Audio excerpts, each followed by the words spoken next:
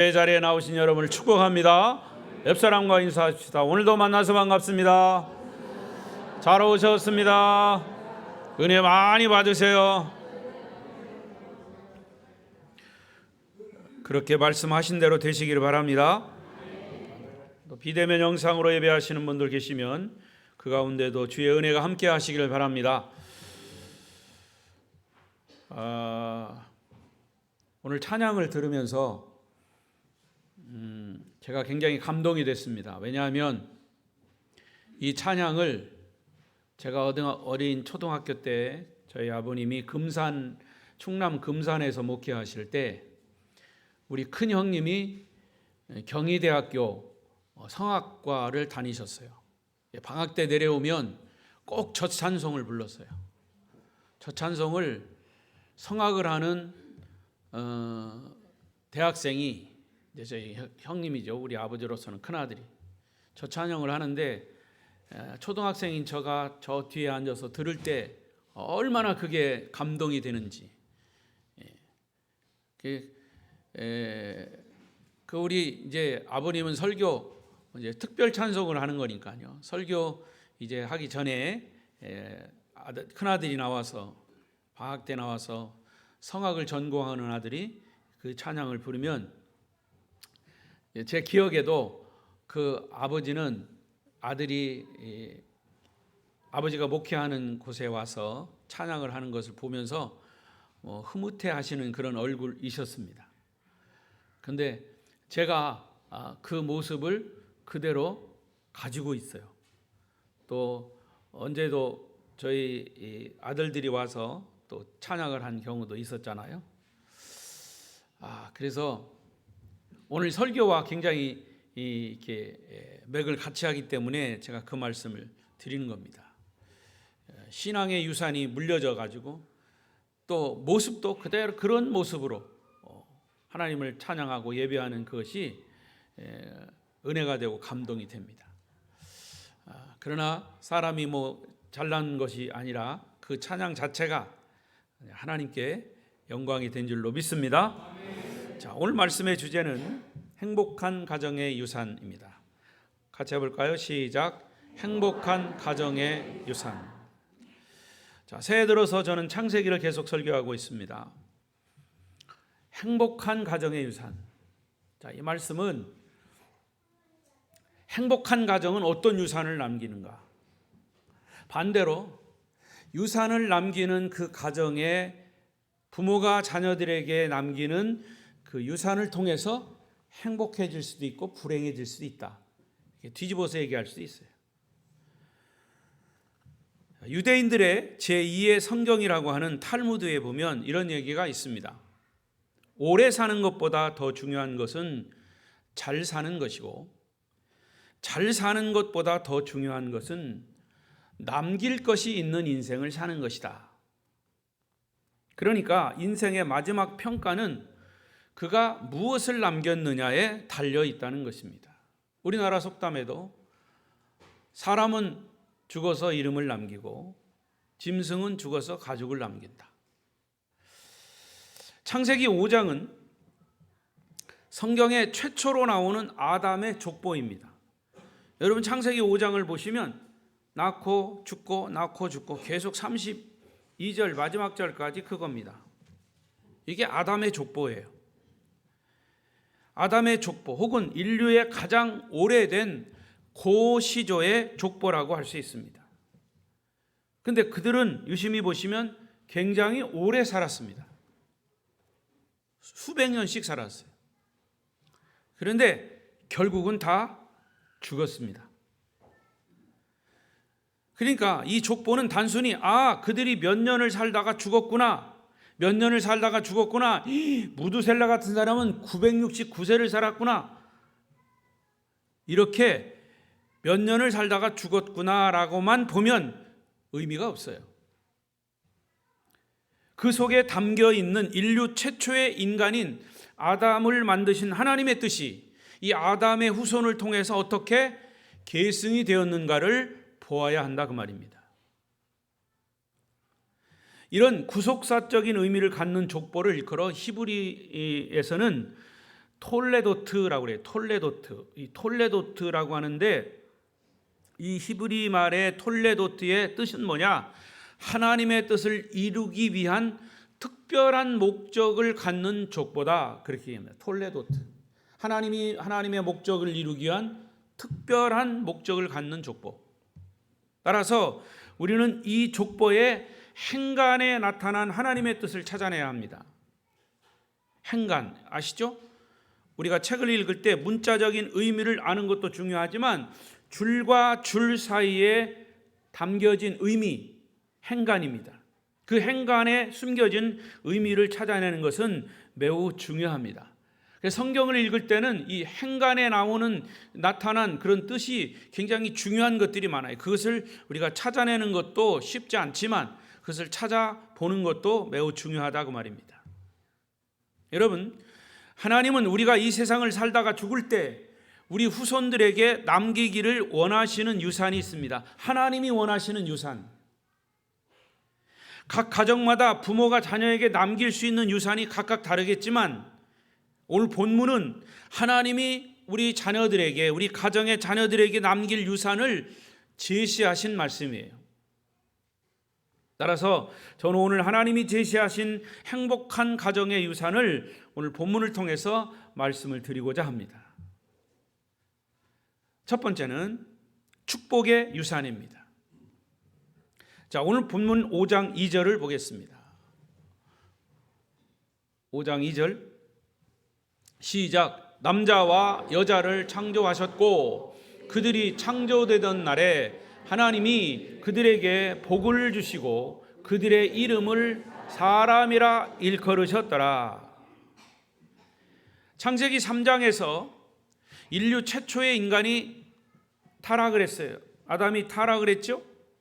3장에서 그 결과 하나님의 심판으로 인간은 영과 육의 죽음을 초래했습니다. 멸망을 당한 것이죠. 그리고 아담과 해와가 에덴 동산에 쫓겨났어요. 이것이 3장 4장의 사건이에요.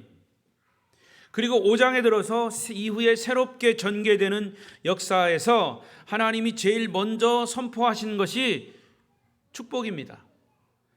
그들에게 복을 주시고, 하나님이 남자와 여자를 창조하셨는데 본래 창조된 날에 그들에게 주신 것이 뭐냐? 복이에요.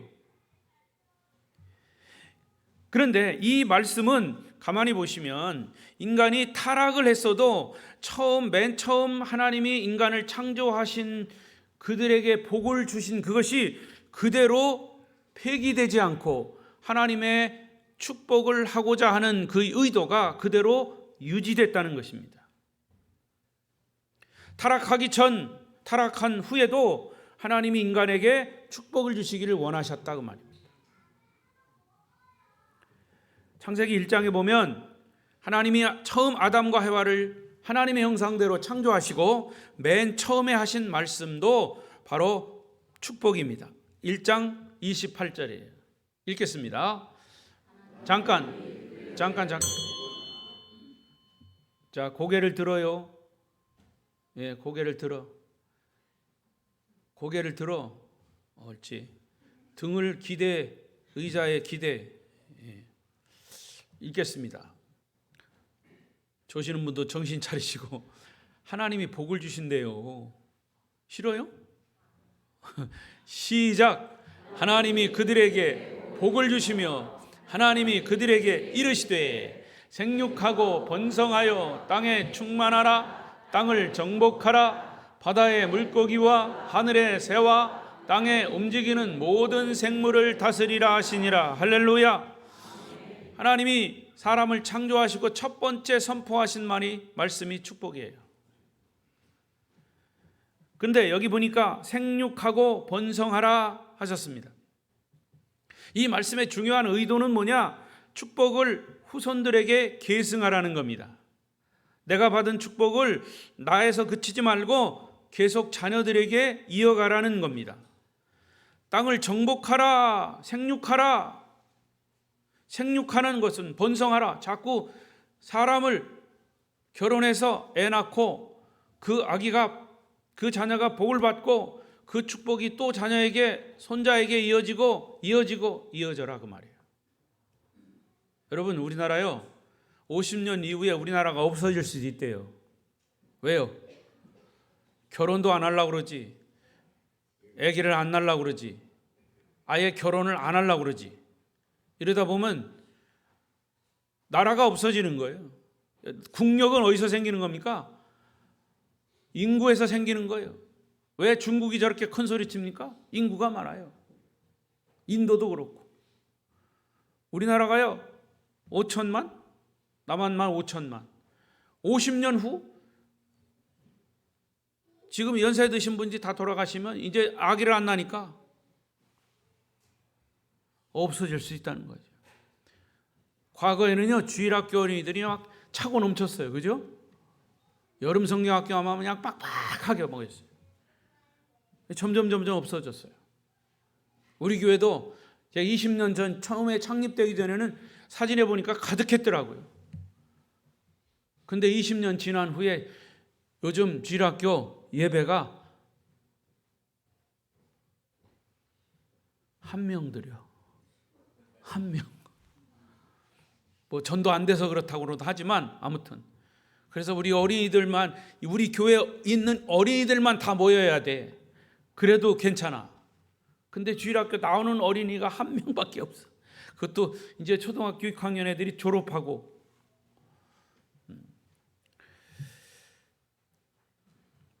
생육하고 번성하라, 축복을 후손들에게 계승하라는 겁니다.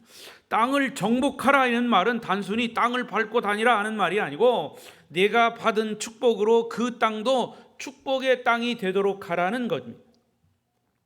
아담은 불순종으로 말미암아 하나님 앞에서 쫓겨나는 심판을 당했지만 새로운 시대를 다시 열면서 하나님은 똑같이 축복의 메시지를 유효하게 하신 겁니다. 너희들의 죄 때문에 내가 심판할 수밖에 없었지만 너희들을 창조했을 때 내가 축복하고자 했던 그 축복의 의도는 조금도 변하지 않았다. 그 받은 축복을 내 후손들에게 계승하라는 거죠. 이 메시지는 인류 역사를 통해서 계속 반복되는 메시지입니다. 자, 여러분, 창세기를 조금만 더 읽어가다 보면 6장이 나와요. 6장에는 노아의 홍수 사건이 나옵니다. 노아 시대에 사람들의 죄는 하나님의 심판을 불러왔어요. 그래서 하나님은 물로 그 시대를 다 심판할 수밖에 없었어요. 그것이 창세기 6장, 7장, 8장이에요. 그리고 이제 9장에 가서 노아의 홍수 심판이 끝나고 방주 속에 있던 노아의 9식구, 구원받은 노아의 그 자녀들이 새로운 시대를 여는 그 시점에서 하나님이 다시 한번 선포하신 메시지가 바로 축복의 메시지예요. 9장 1절을 보겠습니다. 이제 홍수 다 끝나고 노아의 9 식구들이 새로운 시대를 시작하면서 하나님이 선포하신 말씀이에요. 시작. 하나님이 노아와 그 아들들에게 복을 주시며 그들에게 이르시되 생육하고 번성하여 땅에 충만하라. 여러분, 이것은 지금까지 우리들에게 계속 진행되는 메시지입니다.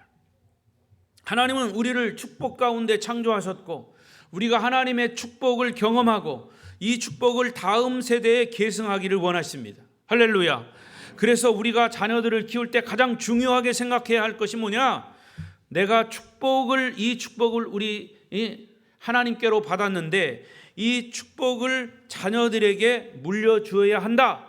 이것은 하나님의 뜻이다, 하나님의 의도다 하는 것을 우리가 잊지 말아야 합니다. 그러면 실제로 어떻게 축복의 유산을 다음 세대에 남길 수 있을까? 그것은 우리 자녀들이 부모의 삶을 보면서 하나님의 축복을 볼 수 있어야 돼요. 저는 그것을 의식하고 우리 자녀들에게, 제가 우리 선대에서 받은 그 축복을 의식합니다. 아예 그냥 직업을 통해서 내가 이어받았으니까요. 아버지가 목사였는데 내가 직업을 그냥 이어받았어요. 이것은 우리 아버지에게서부터 내가 복을 받았다고 하는 그런 의식적으로 그냥 통째로 그냥 직업으로 받은 거예요. 그리고 저희 부부는 항상 우리 자녀 두 아들을 기를 때 기도해 줬어요. 꼭 기도해 주고 하나님이 축복하실 거야. 너희들 축복하야. 아빠도 할아버지에게서 축복을 받았어. 믿음의 축복을 받았어. 그리고 나도 너희들에게 축복한다. 끊임없이 했습니다. 하나님이 축복하실 거야. 그래서 우리의 삶을, 우리 부모님들의 삶을 통해서 아빠와 엄마가 이렇게 사시는 것은 하나님이 복을 주셨기 때문이다 라고 우리 자녀들에게 공감하도록, 느끼도록 했다 그 말이에요.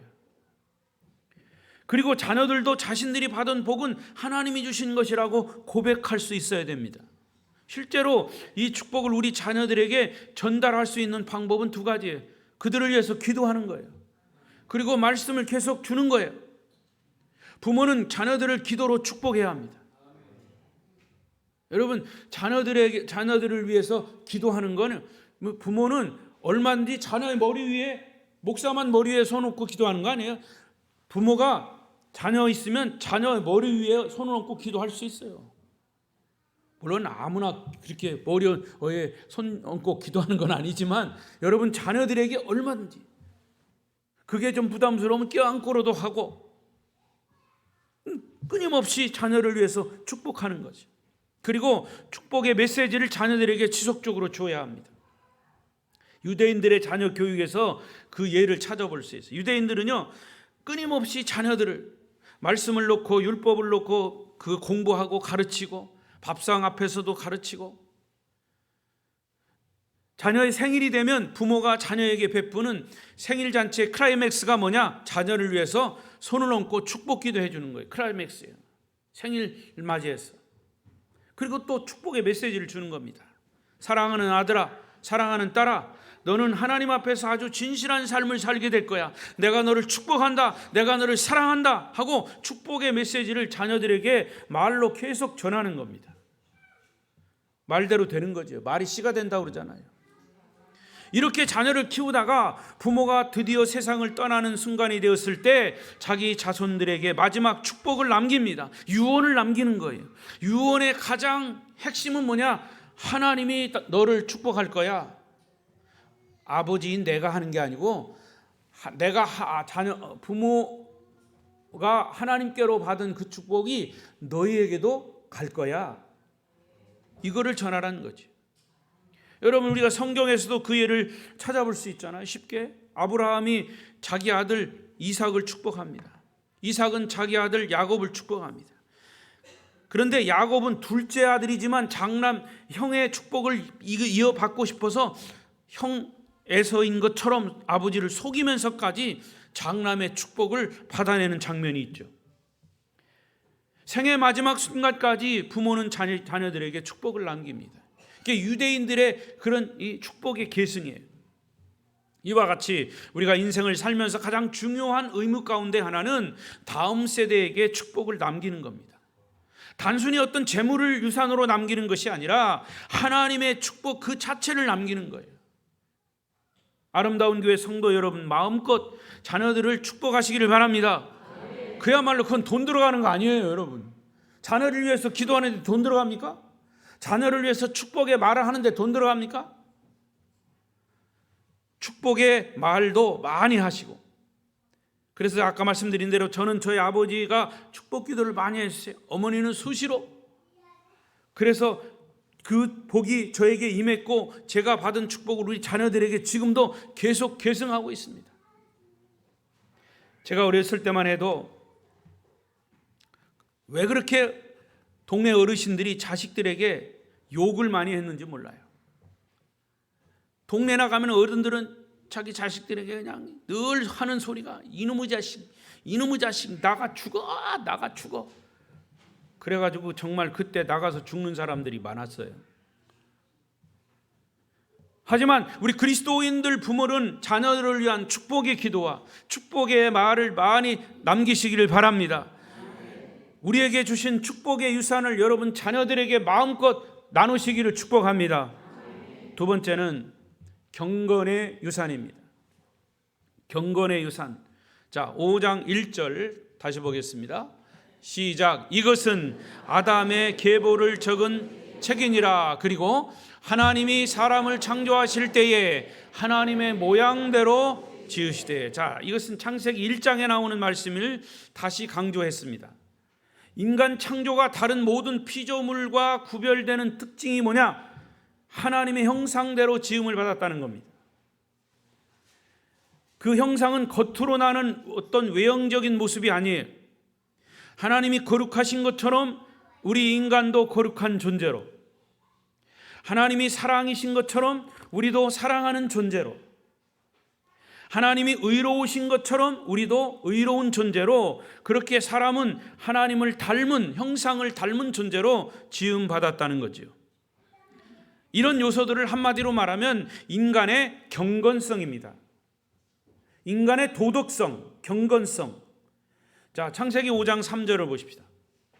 시작. 아담은 130세에 자기의 모양 곧 자기의 형상과 같은 아들을 낳아 이름을 셋이라 하였고, 하나님의 형상대로 지음받은 아담이 자기 형상 곧 하나님의 형상을 이어가기 위해서 누구를 낳았다? 셋을 낳았어요. 우리가 아는 것처럼 아담에게는 아들이 둘이 있었죠. 가인과 아벨이 있었습니다. 근데 첫 번째 아들이 가인인데 가인은 동생 아벨을 죽였어요. 사실은 그 아벨이 하나님의 형상을 닮은 그 계열에 있었어요. 그런데 가인이 타락하고 시기에 못 이겨서 그 아벨을 동생을 죽였어요. 자, 가인 형은 살인자요. 하나님의 형상을 닮은 가인의 아들 아벨이 죽었어요. 그러면 아담에게는 자녀가 없는 거죠. 그래서 여기 하나님이 하나님의 형상을 닮은 세 번째 아들을 주셨어요. 세 번째 아들이라고 해서 셋이 아니고 한글하고 맞아 떨어졌죠. 셋. 네. 그러니까 스스로 하나님이 그에게 허락하신 하나님의 형상을 저버린 자가 가인이에요. 하나님의 형상을 닮은 아벨이 그 형에 의해서 죽었어요. 죄라고 하는 것은 하나님의 형상을 망가뜨리는 겁니다. 사람이 죄를 범했을 때는 그 하나님의 형상이 더럽혀지고 파괴되는 겁니다. 여러분, 죄라고 하는 것이 또 말씀드리지만 도덕적이고 윤리적이고 거짓말하고 살인하고 이런 것이 죄지만, 성경에서 말하는 죄는 하나님을 대적하는, 하나님을 벗어나는, 하나님을 믿지 않는 것이 가장 큰 죄입니다. 그래서 가인이 아벨을 죽인 것은 하나님의 형상을 저버렸기 때문에 아벨을 죽인 거예요. 하나님의 형상을 닮은 아벨, 하나님의 형상을 저버린 가인, 둘 다 없어졌어요. 그래서 하나님이 아담에게서 세 번째 아들 주신 셋이 바로 하나님의 형상을 닮은 그런 아들이란 말이에요. 그래서 이 셋이라고 하는 히브리어의 뜻은 선택된 자다, 그런 뜻이에요. 선택받은 사람이라. 하나님이 아담에게 특별히 선택된 아들 셋을 주셨는데, 이 셋의 후예가 아담의 후손 가운데 경건한 계열을 다음 세대에 이어가는 거죠. 하나님은 그 경건성이 계속 다음 세대의 유산으로 물려지기를 원하셨던 겁니다. 이게 경건의 유산입니다. 자, 창세기 5장 본문에 보면 아담의 족보가 쭉 보면 13대가 나옵니다. 13대. 근데 이 13대가 포함하는 시기는 적어도 1000년 정도 돼요. 13대가 이어가면서 1000년이, 왜? 워낙 오래 살았으니까. 거기 사람의 이름이 많이 나오지만은 그게 결국 13세대인데 결국 아담으로 시작해서 누구로 끝나냐면 창세기 5장 맨 마지막에 보면 노아가 나옵니다. 그러니까 아담에서 노아까지는 13세대. 유심히 보시면 보통 사람들은 누가 누구를 낳고 몇 년을 살다가 죽었다 이렇게 기록되었지만, 특별히 이 13대 세대 중에 두 사람에 대해서는 더 많은 공간을 할애하면서 그들의 생애를 소개합니다. 그게 누구냐면 에녹과 노아입니다. 에녹은 무엇으로 유명합니까? 하나님과 300년 동안 동행하고 죽음을 경험하지 않고 승천했어요. 에녹이에요. 자, 창세기 5장 21절 24절 거기 쭉 보면 읽겠습니다. 시작. 에녹은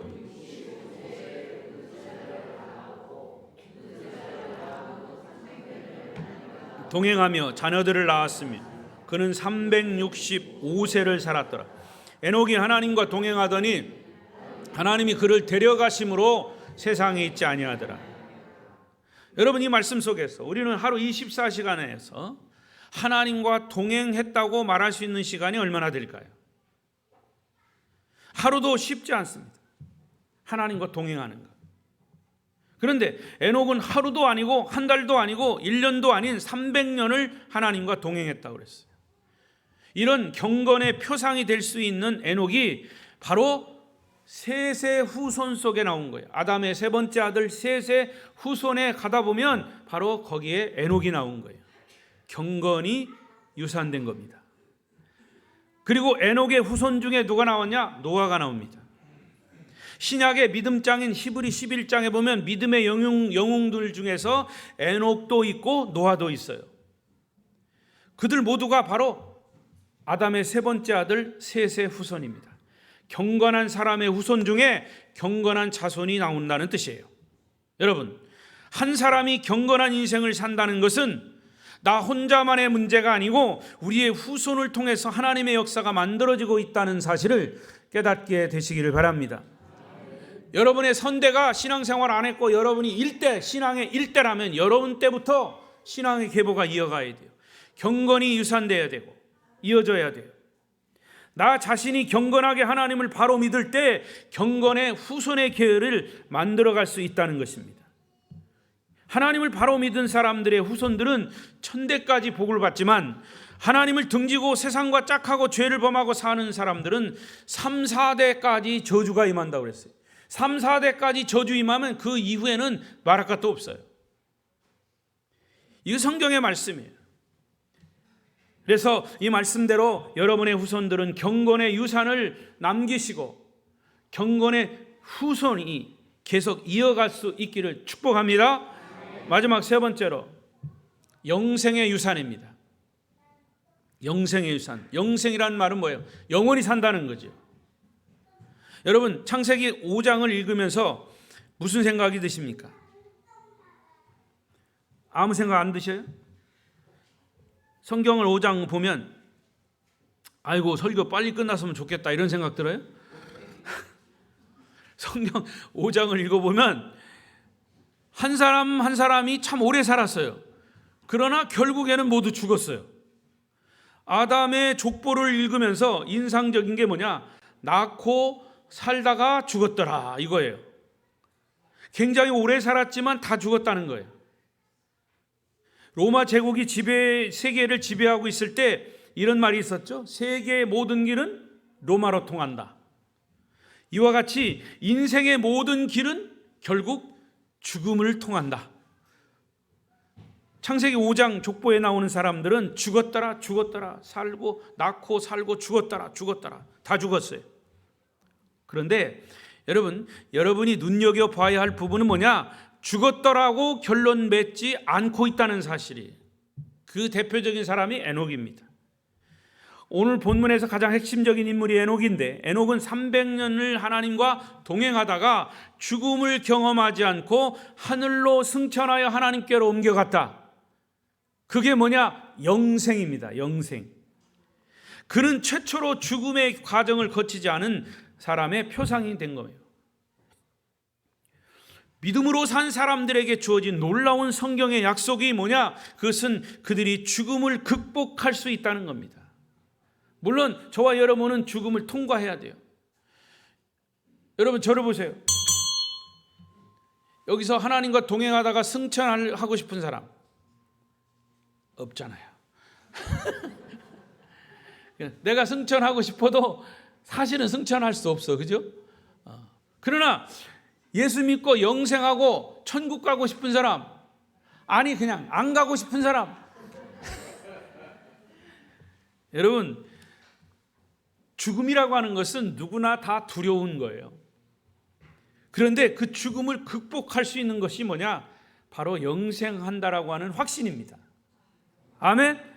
앞에서 말씀드린 아담 후손의 계보 중에 셋의 계열은 경건의 유산이 물려진 후손들이에요. 그 후손 중에 매우 중요한 또 하나의 족보와 연결이 되는데 바로 인류의 구세주이신 예수 그리스도가 탄생하게 되었다는 사실이에요. 이것이 아담의 셋에서부터 계속 족보가 이어져 결국 예수가 탄생됩니다. 그래서 마태복음 1장에 보면 예수님의 족보가 나와요. 또 1장 1절 시작. 아브라함과 다윗의 자손 예수 그리스도의 계보라. 마태복음 1장 예수님의 족보인데, 그런데 예수님의 족보를 읽다가 보면 창세기 5장 아담의 족보와 표현 방법이 전혀 다른 점을 발견할 수 있습니다. 아까 말씀드린 대로 창세기 5장은 낳고 죽었더라 이거예요. 그런데 유심히 보시면 마태복음 1장 예수님의 족보는 죽었다는 얘기가 없어요. 낳고 물론 낳고 죽었죠, 그 사람들도. 그런데 왜 죽었다는 얘기는 안 하고 왜 낳았다는 얘기만 했을까? 여러분, 바로 이것이 성경에 나타난 행간입니다. 말씀과 말씀의 사이. 예수님이 이 땅에 오신 목적을 사도 요한은 이렇게 표현하고 있습니다. 요한복음 10장 10절 읽어보십시다. 시작. 도둑이 오는 것은 도둑질하고 죽이고 멸망시키려는 것뿐이요 내가 온 것은 양으로 생명을 얻게 하고 더 풍성히 얻게 하려는 것이라. 내가는 누구예요? 예수님이에요. 예수님이 온 것은 양은 누구예요? 저와 여러분입니다. 여러분에게 생명을 얻게 하고 그 생명을 더 풍성하게 얻게 하라는 것이 예수님이 이 땅에 오신 목적이요. 이 말을 바꿔 말하면 예수님이 오신 목적은 예수를 믿는 양들이 다 생명을 얻고 영생하게 하기 위해서 예수님이 오셨다. 할렐루야. 예수님은 어느 날 마리아와 마르다의 전가를 통해서 그들의 오빠고 자기의 예수님의 친구인 나사로가 병들었다는 소식을 들었습니다. 그들은 예수님을 사랑했던 사람입니다. 그런데 예수님은 병든 나사로를 찾아가지 않으셨어요. 마르다가 와서 우리 오빠가 죽게 생겼습니다. 예수님 빨리 와서 우리 오빠의 병을 낫게 해주십시오. 그런데 예수님 안 갔어요. 이상합니다. 나사로가 죽기 전에 가셔야 하는데 예수님이 왜 안 가셨을까요? 거기에 중요한 의도가 있었습니다.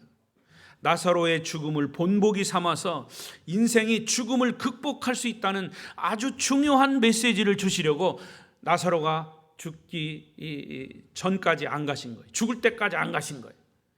그래서 장사 지낸 지 사흘 만에 썩은 냄새가 나서 모든 장례가 다 끝났는데 모든 사람들이 다 나사로의 죽음을 인정했을 때 주님이 나타나셨어요. 그리고 나사로의 무덤 앞에서 그때까지 아무에게도 선포하지 않았던 엄청난 메시지를 주님이 선포하십니다. 요한복음 11장 25, 26절 시작. 나는 부활이요 생명이니 나를 믿는 자는 죽어도 살겠고 살아서 믿는 자 영원히 죽지 아니하리니 이것을 내가 믿느냐? 부활을 선포하신 겁니다. 여러분, 우리가 죽지만 다시 살 수 있다면 죽음을 이긴 것입니다. 요한복음 11장에 보면 나사로가 병들었다는 소식을 예수님이 전해 들으시고 늑장을 부리시다가 제자들과 함께 길을 가던 중에 갑자기 이렇게 말씀하십니다. 지금 나사로가 죽었어요. 이제 곧 갈 건데 나사로가 죽을 때까지 기다리시면서 가기 전에 제자들에게 뭐라고 얘기했냐면 지금 나사로, 우리 친구 나사로가 잠들었도다 그랬어요. 설교 시간에 잠든 거 말고 잠들었도다. 예수님이 잠들었도다 그랬어요. 나사로가 죽었다는 말인데 주님은 나사로를 잠들었다고 표현했어요. 혹시 여러분 중에 어젯밤에 잠들었을 때 통곡하고 우신 분 있습니까? 아니면 어젯밤에 유서를 써놓고 잠자리에 드신 분 혹시 있습니까? 여보, 내일 아침에 내가 눈을 뜬다는 보장이 없으니까 내가 마지막 유언을 남깁니다 하고 유언장 써놓고 잠드신 분은 없었습니까? 만약 그런 분이 있다면 아마 치매에 걸렸다고 할지 모릅니다. 아무도 그렇게 하지 않습니다. 왜? 우리는 잠자리에 들면서 다음 날이 밝으면 내가 다시 일어날 것을 확신하기 때문에 우리의 잠은 오히려 평안한 잠이 될 수 있습니다. 다음 날 일어날 것이 확실하다면 잠자는 것이 두려워할 이유가 없죠. 그런데 예수님께서 나사로의 죽음을 선언하시면서 말씀하셨어요. 11장 11절 요한복음 시작. 이 말씀을 하신 후에 또 이르시되 우리 친구 나사로가 잠들었도다. 그러나 내가 깨우러 가노라. 할렐루야. 여러분, 우리 모두가 죽음을 피할 수 없습니다. 그러나 예수님이 부활하신 사실을 확실히 우리가 믿는다면 예수를 믿는 우리도 죽음 이후에 부활할 것을 확실히 믿습니다. 우리의 부활이 확실하다면 부활할 때까지 실컷 자는 겁니다. 죽음을 이기는 것은 부활이고 죽음을 이기는 것은 영생입니다. 이것이 기독교의 핵심적 복음입니다. 이 진리 때문에 우리가 예수 믿는 겁니다. 우리가 예수 그리스도를 영접하는 순간 죄 사함을 얻을 뿐만이 아니라 그리스도 안에 있던 영원한 생명을 우리가 선물로 받는 것입니다. 그래서 우리 안에 영생의 소망이 있는 것이죠. 죽음 저 건너편에 부활의 확실한 소망이 있습니다. 그렇다면 이제 우리는 죽음을 두려워할 이유가 없습니다. 성도 여러분이요, 우리 자녀들에게 남겨야 할 많은 유산이 있다면 가장 값지고 귀중한 최고의 유산, 영생의 유산인 줄로 믿습니다. 이 유산을 남기지 못한다면 저는 감히 여러분에게 말씀드립니다. 우리 부모님들이 인생을 잘못 살았다고 말할 수밖에 없습니다. 여러분 자녀에게 영생의 유산, 믿음의 유산, 경건의 유산, 축복의 유산을 남기지 못한다면 우리 부모들은 잘못 사는 거예요. 그래서 자녀들과 우리가 작별할 때 사랑하는 아들과 사랑하는 딸아, 우리는 예수님 때문에 영생을 얻었기 때문에 곧 다시 만날 수 있을 거야 말할 수 있어야 합니다. 한 가지 얘기하고 마치겠습니다. 우리 한국이 자랑하는 과학자, 세계적인 원자력 전문가, 서울 삼성, 마침 그분이 성결교회 다니세요. 삼성 성결교회의 원로 장로님이신 정근모 박사님이 있어요. 제가 언젠가도 아마 간증했을 겁니다. 나는 위대한 과학자보다 신실한 크리스찬이 되고 싶다라고 하는 책을 썼어요. 위대한 과학자입니다. 유명한 과학자, 원자력 과학자. 그러나 그는 그런 위대한 과학자보다 신실한 크리스찬이 되고 싶다. 그 책에 보면 남다른 고난을 겪으셨습니다. 그 장로님에게 진후라고 하는 아들이 있는데 그 아들이 10살 때 만성 신장염으로 5년밖에 살지 못한다고 하는 선고를 받았습니다. 그 아들도 아버지를 닮아서 굉장한 천재였습니다. 그런데 5년밖에 살지 못한다니 얼마나 부모의 마음이 아팠겠습니까? 아버지 정 장로님은 사투의 기도 끝에 자기의 신장을 하나 떼서 그 아들에게 줬어요. 그런데 생각보다 그 아들이 오래 살지 못하고 2001년 3월 20일 36살의 나이로 세상을 떠났습니다. 그 책에 아버지와 아들의 마지막 이별 장면을 이렇게 기록하고 있습니다. 진우야, 잘 가거라. 우리 진우가 천사처럼 밝은 표정으로 하나님 곁에 가는 것을 내가 지켜보았다. 그래, 이제 내 말처럼 천국으로 갔구나. 수술과 혈액 투석을 하지 않아도 되는 천국으로 갔구나. 그곳은 매일 약을 먹지 않아도 되는 곳일 테지. 진우가 유언처럼 들려주었던, 그리고 내 마음을 더 감동시킨 것은 아들의 이런 신앙 고백이다. 진우 그 아들의 신앙 고백을 이렇게 적었습니다. 아빠, 제가 죽거든 절대로 눈물을 흘리지 마세요. 죽음은 두려움의 대상이 아니에요. 하나님의 품으로 들어가는데 뭐가 두려워요? 제가 죽으면 아빠가 축복 기도를 해주세요. 저는 천국에 입학하러 가는 것이니까요. 아빠도 이제 제 뒤를 이어서 오실 천국, 제가 먼저 가서 기다리겠어요. 아빠, 천국에서 만나요. 죽음을 천국 입학식으로 표현한 내 아들, 너는 아버지 품에서 지금 우리를 내려다보고 있을 거야. 그러나 나는 자꾸만 눈물이 난다. 어떡하겠니? 나는 아빠로서 너만한 믿음도 갖지 못한 것이 매우 부끄럽구나. 그러나 이 책의 제일 마지막에 정 박사님은 자기 아들과의 이별을 통한 소망을 이렇게 고백하고 있습니다. 죽음은 끝이 아니다. 만약 죽음이 끝이라면 우리의 인생은 얼마나 부질없고 비참한 것일까. 영생의 소망, 이것은 그리스도인들만이 가질 수 있는 위대한 선물이다. 나는 믿는다. 예수님이 나의 그리스도이심을, 진우의 생명을 거두어 가신 그분의 섭리와 사랑을 나는 믿는다. 그리고 언젠가 진우말처럼 죽음을 축복할 수 있는 아름다운 신앙을 나도 갖게 될 것이다. 예수님, 당신은 내 인생의 구세주이시며 내 인생의 주인이십니다. 이 고백이 성도 여러분의 신앙 고백이 되시기를 축복합니다. 축복합니다. 기도하겠습니다.